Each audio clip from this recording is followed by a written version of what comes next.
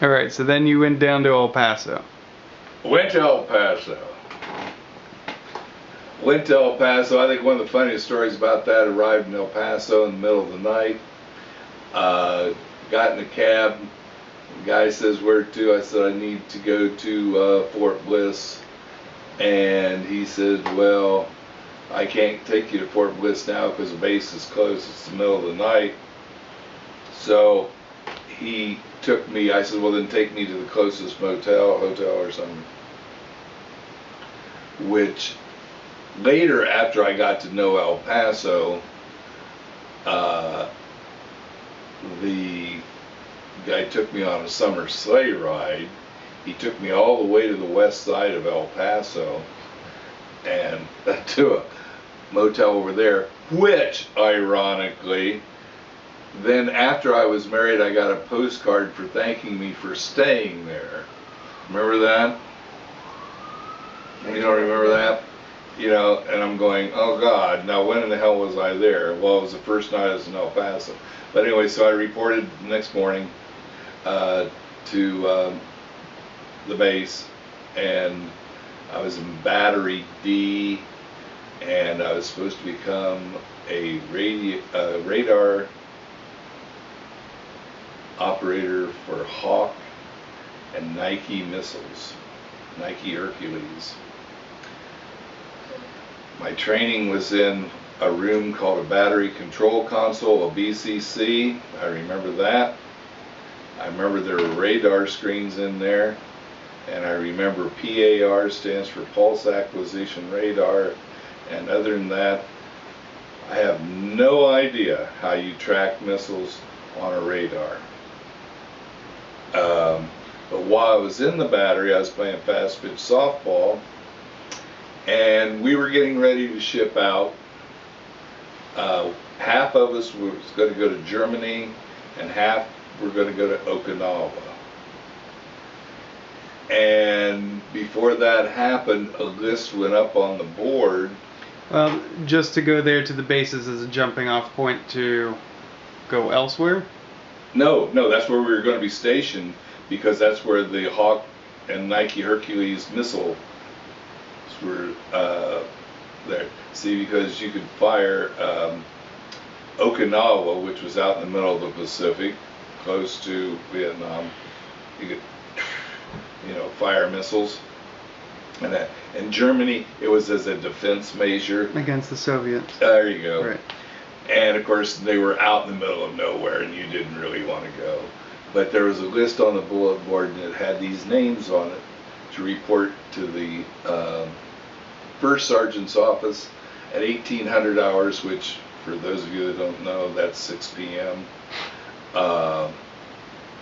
And I looked at the list and I go, well, that's a wild list, and my name was on it. And there was Cletus Edmonds that played on Loyola of Chicago's national championship basketball team. There was Henderson that played basketball at Michigan, and there were all these jocks and everything, and my name was on it. And walked in, and there was a First Sergeant Ramirez, and there was a Captain Shohan from Parkersburg, West Virginia.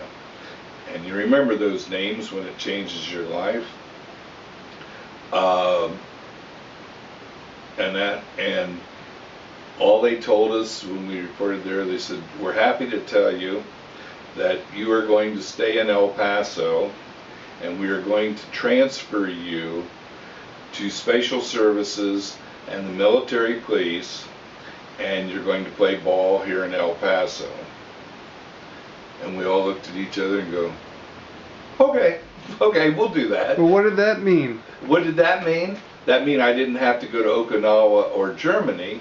I got to stay in the States, and I wasn't going to go to Vietnam yet either. See, once you pass 13 months, then you were called a short timer. If you were serving 24, and you had to have over 13 months left in the military to go to Vietnam. And there was a good chance if you were going to stay there and play ball, you weren't going to go to Vietnam. And personally, I had no real desire to go to Vietnam. because even though I was in the military, they were shooting real bullets, and people I talked to, it wasn't a lot of fun. And so I did go over and become a military policeman, and again was class leader.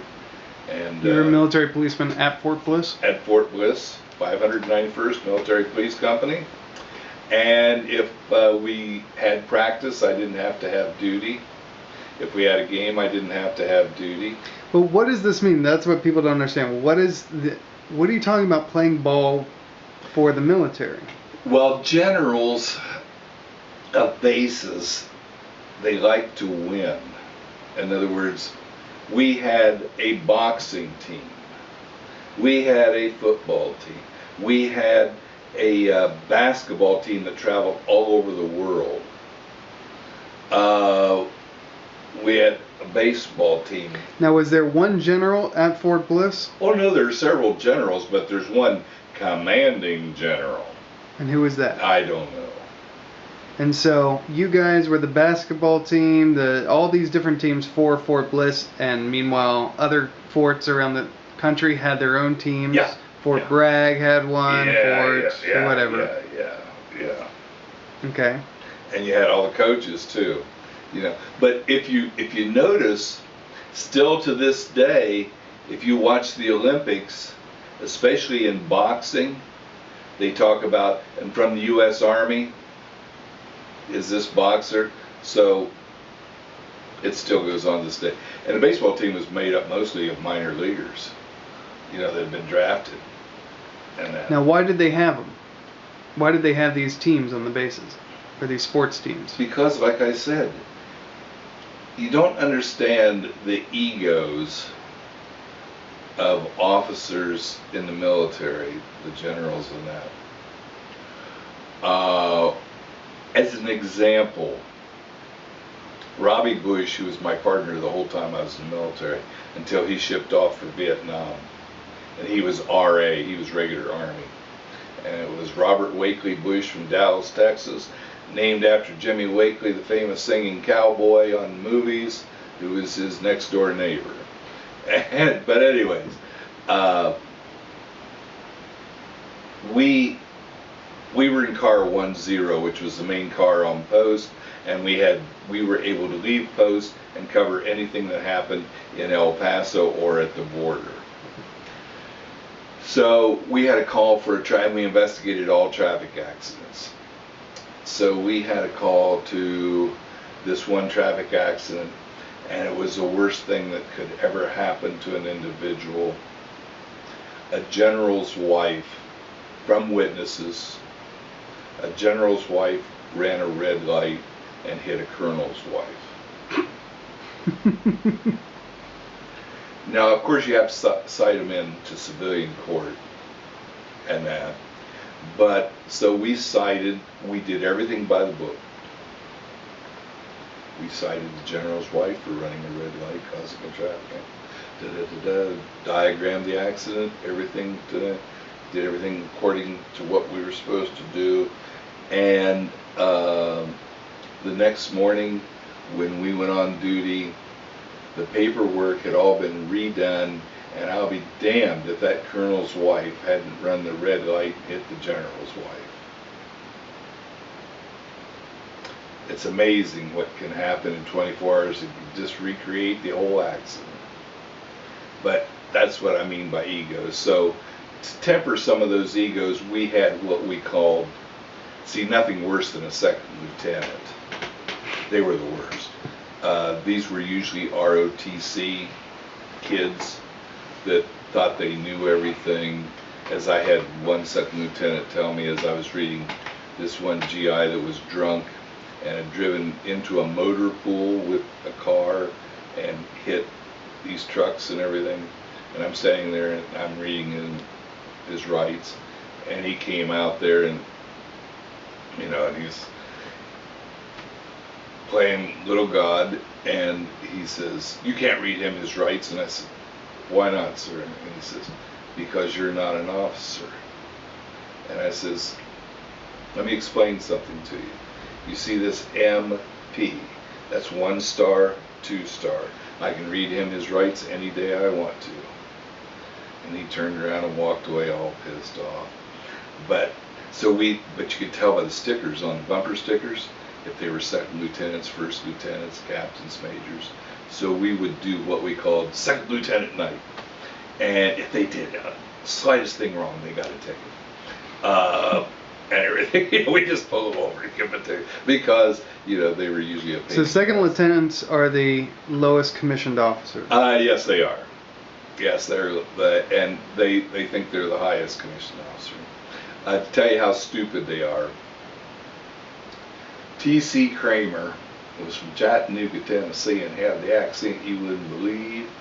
And we were on duty one night and had a call that there was a disturbance in the backyard, and of course T.C. and his partner were dispatched to that call, and he came over the radio and he says, "Be advised, what's cornered back here in this backyard is a badger." And there were badgers in Texas, and those things, if you know what a badger is, they're mean. And he says, "I'm going to shoot it," because it was a danger to the whole neighborhood. And Desk Sergeant came on and said, "That's Roger, go ahead." And then all of a sudden you heard the static come on the radio, and what we called OD, Officer of the Day, broke in, and it was a second lieutenant. And he says, "This is Second Lieutenant so-and-so, and I am the Officer of the Day." Not in the military, but Officer of the Day for the post, what I mean, at night. And he says, "Do not shoot that animal. Catch it with the loop on your nightstick." Now, if you're familiar with the loop on the nightstick, it is only long enough. It goes over your thumb and wraps around your hand, and then the handle is this way. And you do it that way so that if you have the nightstick and you go to hit somebody and they grab the nightstick and pull it, they can't pull your hand off. You have to stop.